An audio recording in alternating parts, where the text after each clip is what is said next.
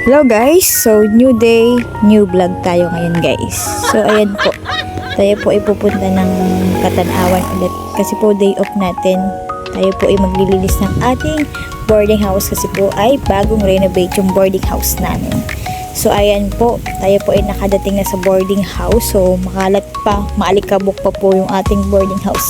Kailangan natin linisin kasi po tayo matutulog dyan next week sa Malikabok. So ayan po, ang dami pong kalat sa loob, ang dami pong tambak ng mga gamit. So ayusin po natin yan. So ayan po, hindi natin alam kung paano sisimula ng ating kalat ngayon. Ating paglilinis sa ating kalat, pala.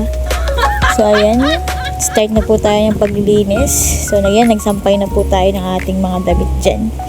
Ayan po, bagong pintura yung boarding house namin. Yung nga lang, bagong renovate, mataas din ang bayad. So, ayan, magtataas daw yung may-ari ng bahay. So, ayos lang naman kasi ganda naman yung boarding house namin ngayon. So, ayan po, tayo dyan ay linis-linis lang. Ayan po, nanood lang po kayo dyan habang po ako naglilinis, guys.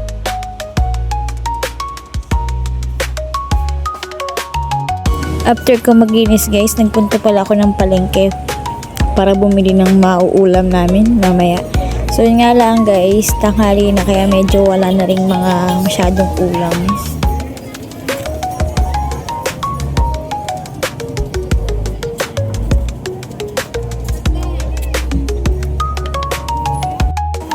So paano ba yan guys? Hanggang dito na lang ating video for today's video. So bukas na lang ulit for another vlog. So see you around guys.